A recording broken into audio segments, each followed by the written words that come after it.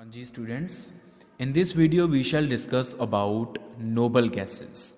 Noble gases are the elements present in last group of periodic table, that is group number 18, which is present at the rightmost सब तो सज्जे पासे ਜਿਹੜਾ ਪਿਆ ਹੋਇਆ ਵਾ ਉਹ group number 18th last group ਆ. The members in this group are helium, neon, argon, krypton, xenon, radon and oganesson. This element, this noble gas oganesson is the most recently discovered gas. बाकी सारियां पहला दी discovered uh. Out of these 7 noble gases, these 2 noble gases are studied to least extent because they are radioactive gases. तो अपनी study helium तो xenon तक ही होएगी basically. उस तो बाद अगर आप इन्हां दी गल करिए जनरल इलैक्ट्रॉनिक कॉन्फिगरेशन दी, तो जनरल इलैक्ट्रॉनिक कॉन्फिगरेशन है NS2 NP6. N is the number of valence shell या valence shell number, आखिरी shell ਦਾ number. S2 मतलब ਉਹਦੀ S सब shell 'ਚ 2 ਇਲੈਕਟ੍ਰੋਨ, P6 मतलब ਉਹਦੀ P ਦੇ ਵਿੱਚ 6 electron. In general wellness shell ਦੇ ਵਿੱਚ 8 ਇਲੈਕਟ੍ਰੋਨ ਹੋ ਗਏ, ऑक्टेट कंप्लीट ਆ. तो अगर आप ਇਹਨਾਂ ਦੀ कॉन्फ़िगरेशन लिखिए, helium is 1s2 with first shell is the last shell, then is 2s2 2p6, 3s2 3p6, 4s2 4p6, 5s2 5p6, 6s2 6p6, 7s2 7p6. ये होगी इन्हां दी इलैक्ट्रॉनिक कॉन्फ़िगरेशन वैलेंस शैल वाली. ठीक है. उस तो बाद बेटा आप गल करते हैं इन्हां दियां हुण फिजिकल प्रॉपर्टीज़ दी. Physical properties of noble gases. तो first physical property is state of existence.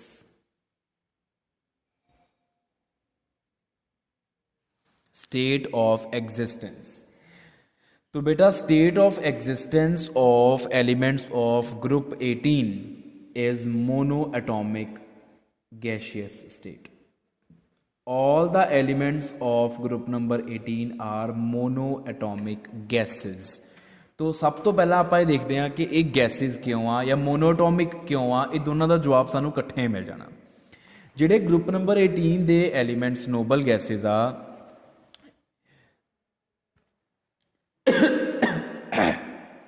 Excuse me, हाँ जी, ਜਿਹੜੇ ग्रुप नंबर 18 ਦੇ एलिमेंट्स आ बेटा, ये सब तो पहला ਅਸੀਂ ਗੱਲ ਕਰਦੇ ਹਾਂ why they are mono atomic. ਇਹ मोनो एटॉमिक क्यों आ? मोनो एटॉमिक ਦਾ मतलब है कि ਇਹਨਾਂ ਦੇ ਐਟਮਸ ਇੱਕ ਦੂਸਰੇ ਨਾਲ ਕੰਬਾਈਨ ਕਰਕੇ ਮੋਲੀਕਿਊਲਸ ਦੀ ਫਾਰਮੇਸ਼ਨ ਨਹੀਂ ਕਰਦੇ. मतलब मान लो ਆ ਇੱਕ ਕੰਟੇਨਰ ਆ, ਇਸ ਕੰਟੇਨਰ ਦੇ ਵਿੱਚ ਤੁਹਾਡੇ ਕੋਲ ਅਗਰ ਮੈਂ ਕਹਾਂ ਸਾਡੇ ਕੋਲ ਹੀਲੀਅਮ ਆ, ਵੀ ਹੈਵ ਹੀਲੀਅਮ, ਤਾਂ it will be containing helium atoms. ਇਹਦੇ ਵਿੱਚ ਹੀਲੀਅਮ ਦੇ ਮੋਲੀਕਿਊਲਸ ਨਹੀਂ ਹੋਣਗੇ. Helium will not form molecules, molecular form च नहीं एग्जिस्ट करेगा, एटॉमिक फॉर्म च एग्जिस्ट करेगा, सिंगल सिंगल एटम पिया होएगा. उहदे पिछे रीजन बेटा यह आ कि नोबल गैसेस दी electronic configuration is fully filled stable configuration. तो because of this stable configuration one atom has no tendency to combine with some other atom. तो atoms remain individual, they do not combine with each other to form molecules. क्योंकि chemical bonding chapter की starting ही आप इत्थों करते कि atoms हमेशा एक दूजे नाल कंबाइन उदों ही करते हैं जदों उन्हां दी इलैक्ट्रॉनिक कॉन्फिगरेशन फुली फिल्ड ना होवे ते आपस दे विच बॉन्डिंग करके इलैक्ट्रॉन की शेयरिंग या ट्रांसफर करके अपनी कॉन्फिगरेशन नूं फुली फिल्ड करते होंदे आ. बट इन्हां दी कॉन्फिगरेशन ऑलरेडी फुली फिल्ड आ, इस करके ये एक दूसरे नाल कंबाइन नहीं करते. Atoms remain atoms, they do not combine with each other to form molecules. इस करके ये मोनो एटॉमिक फॉर्म च एग्जिस्ट करते हैं. दूसरी चीज़ वाई दे आर गैसेज, वो इस करके क्योंकि जिहड़े इन्हां दे एटम्स आ they are non polar. Every atom, each atom is non polar. So इस करके जिहड़ी इन्हां दे विच इंटरमोलीकुलर फोर्सिस आ, इंटर एटॉमिक फोर्सिस आ, वो हैगियां वीक वंडरवाल फोर्सिस.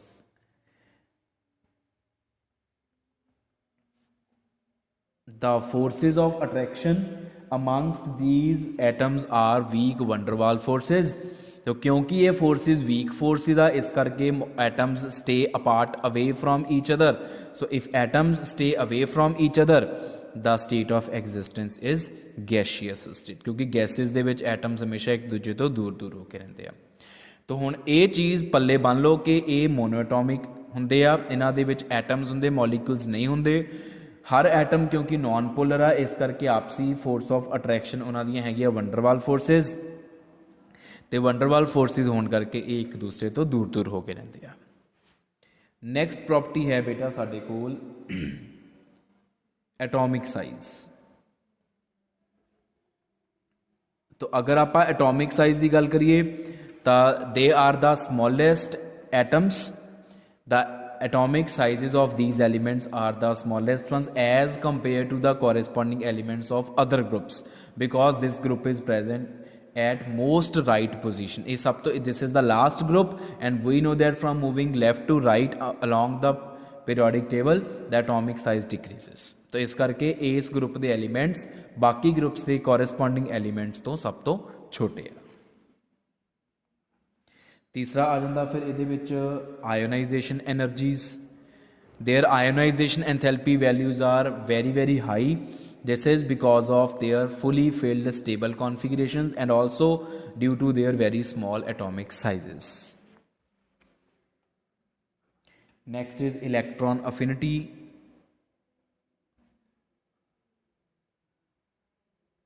तो electron affinity is negative. Electron affinity is 0 or negative. They have no tendency to gain electron. This is because of their fully filled stable configurations. They are stable in themselves. इस करके वो electrons ਨੂੰ gain नहीं करते, ना electron lose करते हैं ना ही electron gain करते हैं। ठीक है, they have negative or 0 electron affinities. Next is melting points and boiling points. तो किसी भी सबसटांस का boiling point melting point depend करता वा इंटरमोलिकुलर फोर्सिस के मैगनीट्यूड के उपर। Since the intermolecular forces are weak van der Waals forces due to which melting and boiling points have very low values. इन्हां गैसेस का मैल्टिंग पॉइंट बॉइलिंग पॉइंट बहुत ही लो हुंदा, even negative दे विच हुंदा, माइनस च। वो क्यों? क्योंकि इन्हां दियां जिहड़ियां इंटर पार्टिकल अट्रैक्शनस आ वो वंडरवाल फोर्सिस आ, जिहड़ियां कि बहुत वीक फोर्सिस आ। इस करके मैल्टिंग पॉइंट बॉइलिंग पॉइंट्स घट होंगे आ। But as we move down the group, जिदा जिदा असी नीचे जाने from helium to radon, down the group जाते जाते melting point and boiling point increase करते हैं। On moving down the group melting point and boiling point increases. Why it increases? Melting point ते बॉइलिंग पॉइंट इंक्रीज क्यों करते हैं? वो इस करके करते because as we move down the group the atomic size and atomic mass goes on increasing. Helium तो वड्डा नियॉन, नियॉन तो वड्डा argon, krypton, xenon, radon and so on. क्योंकि एटॉमिक साइज ते एटॉमिक मास इंक्रीज कर रहा, तो सानू पता वा कि वंडरवाल फोर्सिस का magnitude atomic size and mass से डायरैक्टली प्रोपोर्शनल हुंदा वा। As atomic size and atomic mass increases van der Waals forces become strong, van der Waals forces strong हो जाती हैं, जिदे करके असी बोलते हैं कि हीलियम का एटॉमिक साइज एंड मास घट होने करके, छोटा होने करके उहदियां वंडरवाल फोर्सिस वीक आ, तो रेडॉन का एटॉमिक साइज एंड मास काफ़ी वड्डा होने करके उहदियां जिहड़ियां वंडरवाल फोर्सिस कंपैरेटिवली स्ट्रोंग हो गई। तो जो वंडरवाल फोर्सिस स्ट्रोंग हो गई तो definitely melting point and boiling point भी इनक्रीज करेगा। इस करके थल्ले जाते जाते melting and boiling point increase करता है, क्योंकि वंडरवाल फोर्सिस का मैगनीट्यूड इनक्रीज कर रहा है as we move down the group from helium to radon. The next property is ease of liquefaction.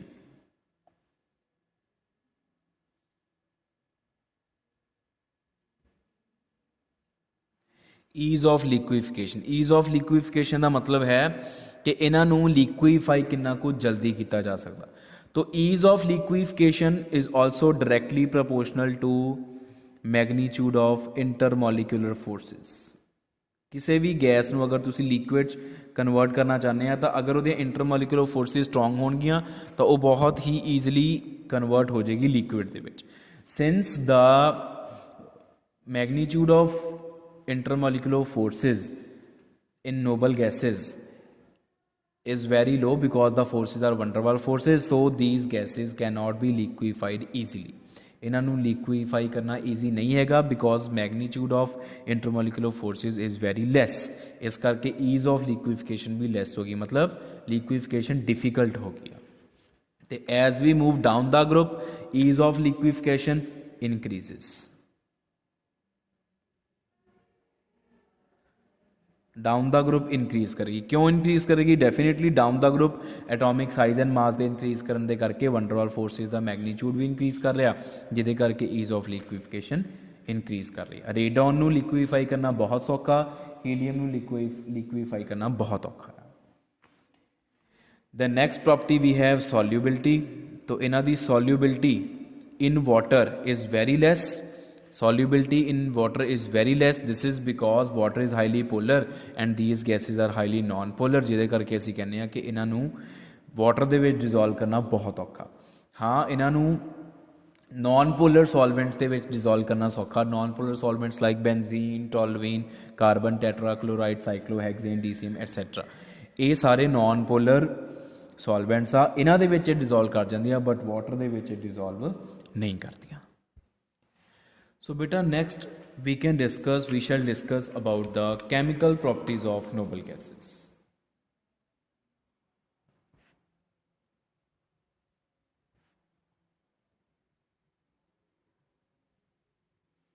Noble gases दियाँ chemical properties। तो noble gases दियाँ chemical properties का मतलब होएगा कि we are to study their chemical reactions। Because by chemical properties we mean their chemical reactions, किस तरह के सबसटांसिस नाल कैमिकली रिएक्ट करके वो किस तरह के प्रोडक्ट्स की फॉर्मेशन करदियाँ वा। This concept is chemical properties of noble gases. तो बेटा chemically they are inert. Noble gases are also called inert gases. Chemically react नहीं करदियाँ किसी नाल भी, इस करके इन्हों inert gases. Why group number 18 elements are named as noble gases और inert gases? This is because the electronic configuration of elements of group 18 they are fully filled stable configurations, their octet is complete, so they have no tendency to share their electrons with any other substance, with any other element.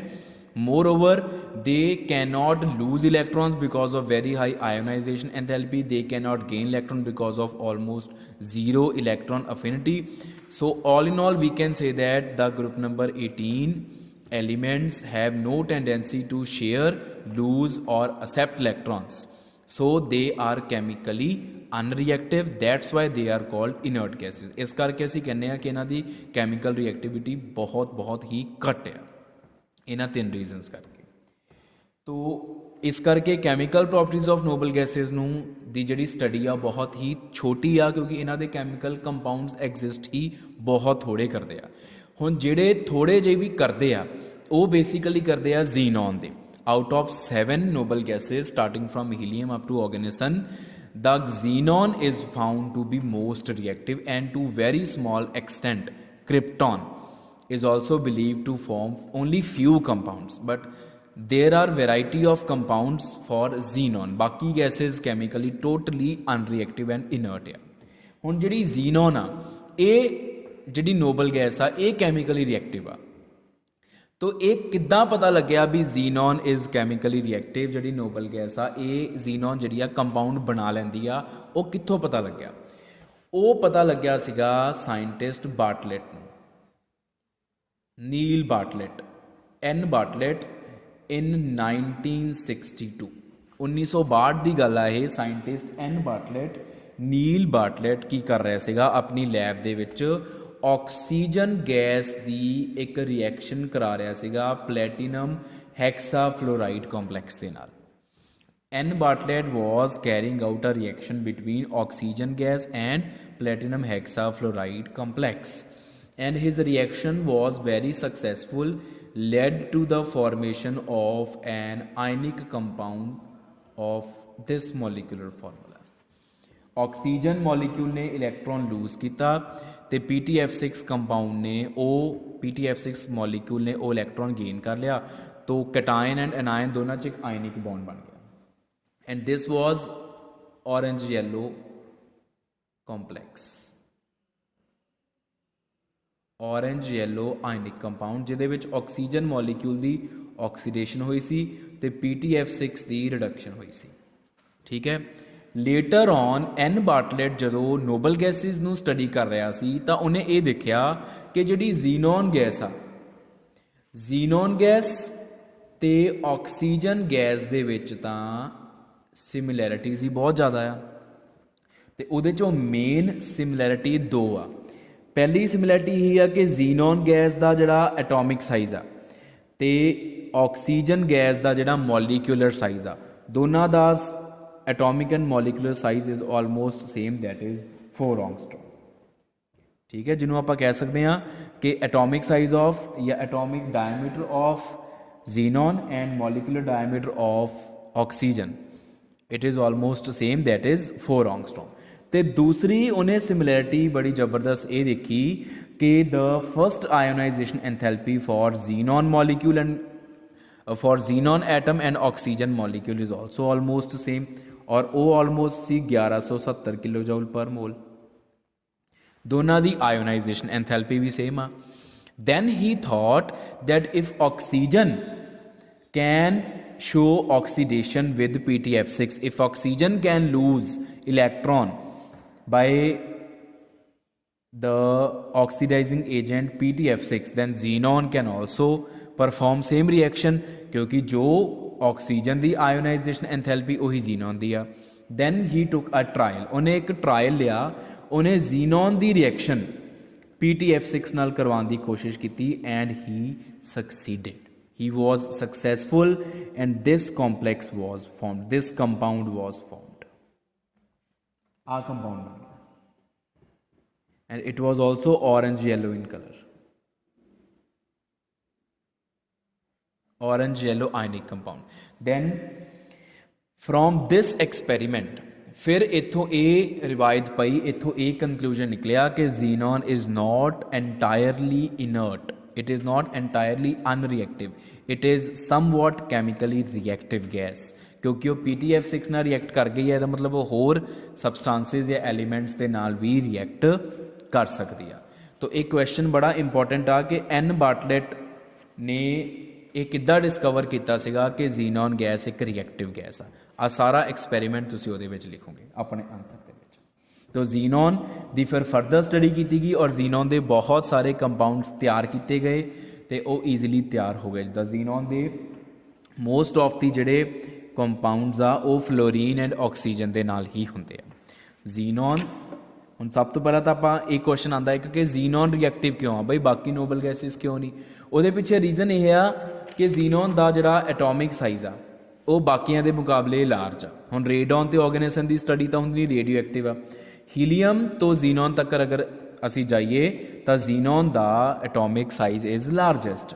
तो ज़्यादा atomic size होने करके उसकी ionization enthalpy is comparatively less as compare to other noble gases, that's why it can lose electron easily as compare to other noble gases. बाकियां चो electron कटना सौखा नहीं है, ये चो फिर भी सौखा क्योंकि इसका साइज़ वड्डा होने करके इसकी आयोनाइजेशन एंथैल्पी कंपैरेटिवली लो आ, बाकियां दी बहुत हाई है। एक तो ए पॉइंट हो गया। एक ए पॉइंट आ कि जीनॉन जिहड़ा आ it forms compounds only with fluorine and oxygen. Fluorine gas and oxygen gas के नाल ही ये कंपाउंड्स बनते आ, बाकियां दे नाल ये कंपाउंड्स नहीं बनते। Fluorine should definitely be there. ठीक है जी। हुण ये पिछे कारण की आ, देखो जीनॉन एक नोबल गैस आ, उसकी कॉन्फिगरेशन की है जीनॉन की, इट इज़ 5s2 5p6। ठीक है जी। आज दी fully filled noble gas fully filled stable configuration है।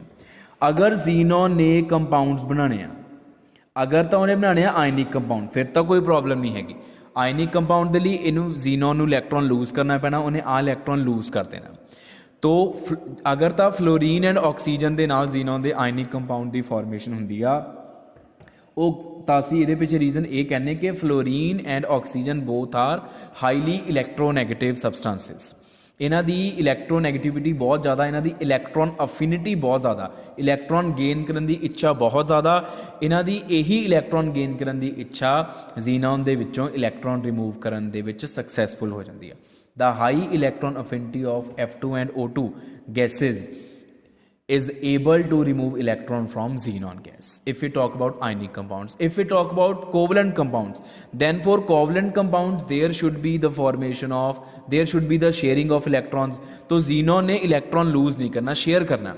तो share करने वास्ते xenon should be having unpaired electrons, and for unpaired electrons we have to promote electrons to the 5d orbitals क्योंकि वो खाली पे आ। आप वाले इलैक्ट्रॉन्स ਨੂੰ अगर इतने प्रमोट कर दिए we will be having unpaired electrons in xenon. तो fluorine and oxygen are that much electronegative that they are able to promote the paired electrons of xenon in empty 5d orbitals to cause unpairing of electrons. ਤੁਸੀਂ ਇਹ line as such ਲਿਖ ਸਕਦੇ ਹੋ that only fluorine and oxygen are able to promote the paired electrons of xenon into 5d orbitals to cause unpairing of electrons so that xenon may be able to share the electrons. This is because fluorine and oxygen are highly electronegative elements, and high electronegativity is responsible for unpairing of electrons and causing their promotion to higher energy orbitals. सिर्फ ਉਹੀ hire energy orbitals ਦੇ ਵਿੱਚ ਭੇਜ ਸਕਦੇ ਆ ਇਲੈਕਟ੍ਰॉन्स ਨੂੰ, ਉਹਨਾਂ ਦੀ ਅਨਪੇਅਰਿੰਗ ਕਰਵਾ ਸਕਦੇ ਆ, ਬਾਕੀ ਹੋਰ ਐਲੀਮੈਂਟਸ ਨਹੀਂ ਕਰਵਾ ਸਕਦੇ। ਤਾਂ ਇਹ ਰੀਜ਼ਨ ਆ ਗਿਆ। तो ये दोनों रीज़न तुसी कंबाइन करके लिख सकते हो कि क्यों जीनॉन सिर्फ फ्लोरीन एंड ऑक्सीजन के नाल ही कंपाउंड फॉर्मेशन करता है। ठीक है जी। तो एक पॉइंट ये आ जाता है वो यह आ कि जोड़े जीनॉन के कंपाउंड्स बनते हैं उन्हों की डिस्कवरी बहुत लेट हुई सी, late discovery of compounds of xenon. वो पिछे रीजन यही आ कि पहला तो यही बिलीव किया जाता सीगा कि xenon is entirely unreactive because of its fully filled configuration, the configuration is very stable, so it is unable to share electrons। ये मन्निया जाता सी। its ionization enthalpy is very high, so it is unable to lose electrons, its electron affinity is negative, so it is unable to gain electrons। that's why it was considered to be totally chemically unreactive। एक तो ये reason हो गया कि late discovery क्यों हुई सी। ठीक है। दूसरा फिर इस चीज़ ਨੂੰ सैटबैक ये लग्या कि जीनॉन ने एन बार्टलेट ने प्रूव करता कि जीनॉन तो अनरिएक्टिव आ, सॉरी रिएक्टिव आ थोड़ी एक्सटेंट की, क्योंकि वो रिएक्शन शो की उन्हें PTF6 नाल। दूसरा होर कंपाउंड्स जद तक बन गए वो किहड़े कंपाउंड्स बने जिदा SF6 हो गया, IF7 हो गया, PF5 हो गया। हुण इन्हां कंपाउंड्स दे विच इत्थे सल्फर दे कोल 12 वैलेंस इलैक्ट्रॉन्स आ, इत्थे आयोडीन कोल 14 वैलेंस इलैक्ट्रॉन आ, इत्थे फॉस्फोरस कोल 10 वैलेंस इलैक्ट्रॉन आ। तो पहला ये मन्निया जाता सीगा कि जदों ऑक्टेट कंप्लीट हो गया तो ऑक्टेट नूं एक्सपैंड नहीं किया जा सकता। जे 8 इलैक्ट्रॉन वैलेंस शैल च आ गया तो 8 तो ज़्यादा नहीं हो सकते। लेकिन ये कंपाउंड जो बन गए, ये कंपाउंड बहुत स्टेबल हो गए, तो फिर ये सोचा कि जे ये कंपाउंड्स दे विच वैलेंसी जिहड़ी आ वो 8 तो वैलेंस इलैक्ट्रॉन्स जिहड़े आ वो 8 तो वध गए आ, ऑक्टेट एक्सपैंड हो गया, तो फिर जीनॉन का भी तो ऑक्टेट एक्सपैंड किया जा सकता। उहदे विच भी भावें 8 इलैक्ट्रॉन्स हैगे आ, लेकिन वो होर इलैक्ट्रॉन गेन करके या शेयरिंग थ्रू इलैक्ट्रॉन लैके अपने ऑक्टेट नूं एक्सपैंड कर सकती है। तो ये भी बाद चो ही पता लग्या सीगा जदों आ कंपाउंड बने सीगे उदों, that xenon can expand its octet, it can have valency greater than 0। What is valency? Valency means number of covalent bonds that an atom forms in some compound. किसी कंपाउंड दे विच एक एटम के किन्ने covalent bond बने आ उन्होंने असी valency कह दें। तो जीनॉन की वैलेंसी पहला 0 कंसीडर की जाती सी क्योंकि जीनॉन कंपाउंड नहीं सी बनाता, it was consider to be totally unreactive, so its valency was consider to be 0। लेकिन जदों उन्हें कंपाउंड बनाने शुरू करते एन बार्टलेट ने कहा कि वह कंपाउंड फॉर्मेशन कर सकता वा, कैमिकली रिएक्टिव आ, फिर उत्थों ये थॉट आया कि वही वैलेंसी जी आ वो 0 तो इनक्रीज़ की जा सकती है। फिर उस तो बाद ख्याल आ गया कि ऑक्टेट तो कंप्लीट आ, ठीक है, ऑक्टेट कंप्लीट तो बाद इलैक्ट्रॉन होर नहीं आ सकते, 8 इलैक्ट्रॉन तो बाद ऑक्टेट एक्सपैंड नहीं किया जा सकता। फिर आ वाले कंपाउंड्स आ गए, इन्हां कंपाउंड्स की फॉर्मेशन ने कहा कि ऑक्टेट भी एक्सपैंड किया जा सकता। फिर होर ज़्यादा थॉट्स आ गए कि चलो जीनॉन एक तो रिएक्टिव भी हैगी आ, ठीक है, ਉਹ 'ਚੋਂ ਇਲੈਕਟ੍ਰੋਨ ਲੂਜ਼ ਹੁੰਦਾ। ਜੇ ਕੋਵਲੈਂਟ ਬੌਂਡ ਫਾਰਮੇਸ਼ਨ ਦੀ ਗੱਲ ਕਰੀਏ ਤਾਂ ਫਿਰ ਆਪਾਂ ਉਹਦਾ ਆਕਟੇਟ ਵੀ ਐਕਸਪੈਂਡ ਕਰਾ ਸਕਦੇ ਹਾਂ, ਕਿਉਂਕਿ ਇਹਨਾਂ ਕੰਪਾਊਂਡਸ ਦੇ ਵਿੱਚ ਸਲਫਰ, ਆਇਓਡੀਨ, ਫਾਸਫੋਰਸ ਦਾ ਵੀ ਤਾਂ ਹੋਇਆ ਤਾਂ ਜ਼ੀਨੋਨ ਦਾ ਵੀ ਹੋ ਸਕਦਾ ਵਾ। ਇਸ ਕਰਕੇ ਇਹਨਾਂ ਥੋਟਸ ਨੂੰ ਮਾਈਂਡ ਵਿੱਚ ਲੈ ਕੇ ਇਹ ਥੋਟਸ ਗਰੋ ਕੀਤੇ ਅਤੇ ਅਲਟੀਮੇਟਲੀ ਜ਼ੀਨੋਨ ਜਿਹੜੀ ਆ ਉਹਨੇ ਕੰਪਾਊਂਡ ਫਾਰਮੇਸ਼ਨ ਨੂੰ ਅਸੀਂ ਇਨ ਡਿਟੇਲ ਸਟੱਡੀ ਕਰ ਲਿਆ। ਅਤੇ ਫਿਰ ਉਸ ਤੋਂ ਬਾਅਦ ਇਹ ਪ੍ਰੋਬਲਮ ਆਈ ਕਿ ਜ਼ੀਨੋਨ ਫਲੋਰੀਨ ਅਤੇ ਆਕਸੀਜਨ ਦੇ ਨਾਲ ਹੀ ਕੰਪਾਊਂਡ ਫਾਰਮੇਸ਼ਨ ਕਰਦੀ, ਬਿਕੋਜ਼ ਇਹੀ ਦੋ ਐਲੀਮੈਂਟਸ ਇਹਦੇ ਇਲੈਕਟ੍ਰੋਨਸ ਨੂੰ ਲੂਜ਼ ਕਰਾ ਸਕਦੇ ਜਾਂ ਪ੍ਰਮੋਟ ਕਰਾ ਸਕਦੇ ਹਾਇਰ ਲੈਵਲ 'ਤੇ। ਫਿਰ ਪ੍ਰੋਬਲਮ ਕੀ ਆਈ ਕਿ ਫਲੋਰੀਨ ਗੈਸ ਉਹਦੀ ਅਵੇਲੇਬਿਲਿਟੀ ਹੈ ਨਹੀਂ ਇੰਨੀ ਜ਼ਿਆਦਾ, ਦਾ availability of pure fluorine gas was very less. ਅਤੇ ਉਸ ਤੋਂ ਬਾਅਦ ਇਹ ਆ ਕਿ ਫਲੋਰੀਨ ਇੱਕ ਬੜੀ ਰਿਐਕਟਿਵ ਗੈਸ ਆ, ਉਹਦੇ ਵਾਸਤੇ ਇਨਰਟ ਐਟਮੋਸਫੀਅਰ ਚਾਹੀਦਾ, ਇਨਰਟ ਐਟਮੋਸਫੀਅਰ ਨਹੀਂ ਸਾਨੂੰ ਮਿਲਦਾ ਹੁੰਦਾ ਸੀ ਉਸ ਟਾਈਮ 'ਤੇ। ਹੋਰ ਪ੍ਰੋਬਲਮ ਇਹੀ ਹੈ ਕਿ ਨੋਬਲ ਗੈਸਿਸ ਦੀ ਅਵੇਲੇਬਿਲਿਟੀ ਬੜੀ ਘੱਟ ਸੀ, ਜ਼ੀਨੋਨ ਦੀ ਆਪਣੀ ਅਵੇਲੇਬਿਲਿਟੀ ਬੜੀ ਘੱਟ ਸੀਗੀ। ਤਾਂ ਇਹਨਾਂ ਪ੍ਰੋਬਲਮਸ ਕਰਕੇ ਜ਼ੀਨੋਨ ਦੇ ਕੰਪਾਊਂਡਸ ਦੀ ਸਟੱਡੀ, ਜ਼ੀਨੋਨ ਦੇ ਕੰਪਾਊਂਡਸ ਦੀ ਡਿਸਕਵਰੀ ਬਹੁਤ ਲੇਟ ਹੋ ਗਈ ਸੀਗੀ। ਤੋ ਇਹ ਜਿੰਨੇ ਵੀ ਬੇਟਾ ਮੈਂ ਰੀਜ਼ਨਸ ਬੋਲਿਆ ਜੋ ਵੀ ਆ, ਇਹਨਾਂ ਨੂੰ ਤੁਸੀਂ ਮੇਰੇ ਲੈਕਚਰ 'ਚੋਂ ਪੁਆਇੰਟ ਆਊਟ ਕਰਕੇ ਪੁਆਇੰਟਸ ਬਣਾ ਲਿਓ। ਤੁਹਾਡੀ ਬੁੱਕ ਵਿੱਚ ਮੇ ਬੀ ਇੱਦਾਂ ਪੁਆਇੰਟਸ ਬਣਾ ਕੇ ਨਹੀਂ ਲਿਖੇ ਹੋਏ ਅਤੇ ਤੁਸੀਂ ਪੁਆਇੰਟਸ ਬਣਾ ਲਿਓ, ਠੀਕ ਹੈ। ਸੋ ਇਸ ਤੋਂ ਬਾਅਦ ਬੇਟਾ ਫਿਰ ਹੁਣ ਡਾਇਰੈਕਟਲੀ ਆਪਾਂ ਸਟੱਡੀ ਕਰਾਂਗੇ compounds of xenon, that will be discussed in next lecture.